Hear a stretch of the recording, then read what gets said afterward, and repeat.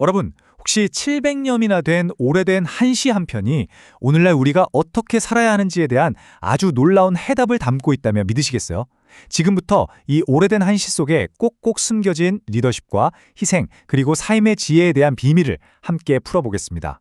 자, 이 구절 한번 보세요. 속세를 따르는 것은 낚아주기 두꺼운 탓이다. 딱 들어도 이게 칭찬하는 시에 들어갈 말은 아닌 것 같죠? 이건 뭐 거의 욕에 가깝잖아요. 대체 이 시는 칭찬일까요? 아니면 신랄한 비난일까요? 이 구절의 진짜 의미를 알려면요. 우리가 마치 탐정이 된 것처럼 단어 하나하나를 퍼즐 조각 맞추듯 살펴봐야 해요. 그 시대의 배경, 시의 주인공, 그리고 무엇보다 한자 한 글자 속에 숨어있는 진짜 뜻까지요. 자, 준비되셨나요? 첫 번째 단서부터 따라가 보시죠. 자, 그럼 제일 먼저 뭘 해야 할까요? 네, 바로 이 시의 주인공이 누구인지부터 알아봐야겠죠. 이 시는 고려시대에 아주 높은 벼슬을 지냈던 홍언박이라는 인물에게 바치는 시입니다. 시는 이렇게 시작합니다. 양파거사 애청한 바로 여기에 홍원박이라는 인물이 어떤 사람이었는지를 알려주는 첫 번째 열쇠가 딱 숨어 있습니다. 이 한자들 하나씩 뜯어보면 정말 재미있어요. 꼭 암호 회독하는 것 같거든요. 자, 양파는 변양, 언덕파, 홍언박의 호, 그러니까 별명이고요. 거사는 집, 거, 선비사, 세상을 등지고 조용히 살아가는 선비라는 뜻이에요. 여기에 사랑 애자가 붙고 뒤이어 맑을 청, 한가할 한이 나오니까 어때요? 이 사람의 성품이 머릿속에 그려지지 않나요? 그러니까 핵심은 바로 이거예요. 이 시는 첫 구절부터 홍언박이란 사람은 권력이나 화려한 삶이 아니라 맑고 소박하고 평화로운 삶을 진정으로 사랑하는 사람이다. 이렇게 딱 선언하고 시작하는 거죠. 이걸 기억해 두셔야 해요. 아니, 이렇게 평화를 사랑하는 사람한테 대체 왜 낯가죽이 두껍다는 그런 험한 말을 했을까요? 드디어 그 문제 구절이 바로 다음 줄에 등장합니다. 네, 바로 이 구절입니다. 후후 홍진 시강 안. 왠지 좀 긴장되지 않으세요? 이번에도 한 글자씩 그 속을 파헤쳐 보겠습니다. 자, 단어들이 장난이 아니죠. 후후는 뒷달을 후자를 두 번이나 썼어요. 뭔가를 끊임없이 끈질기게 쫓는다는 걸 강조하는 거죠. 뭘 쫓냐고요?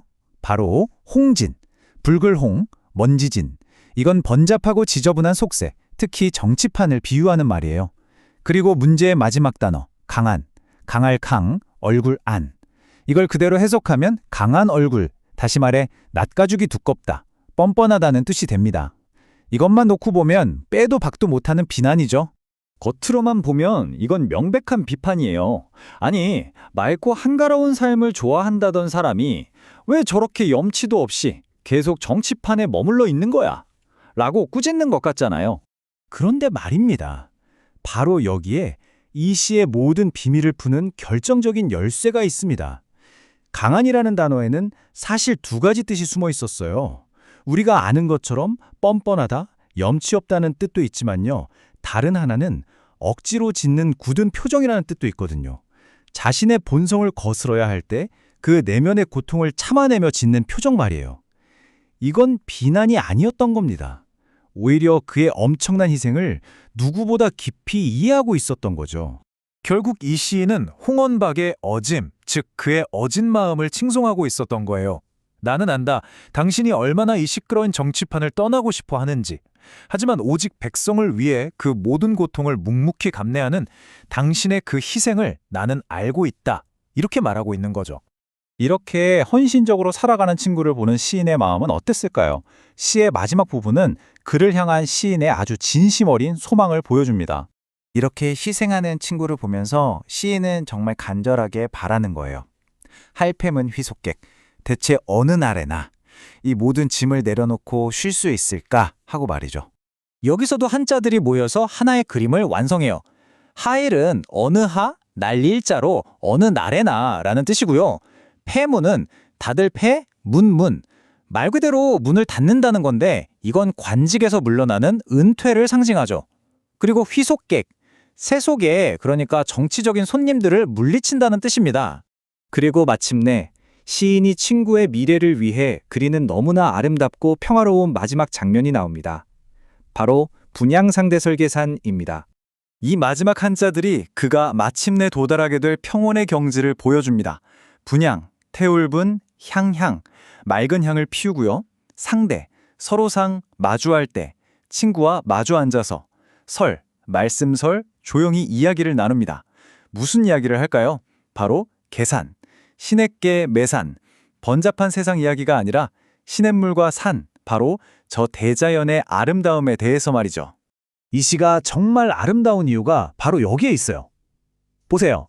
계산, 즉 시냇물과 산이라는 자연의 이미지가 즉 한가롭게 살아가는 행동으로 이어지죠.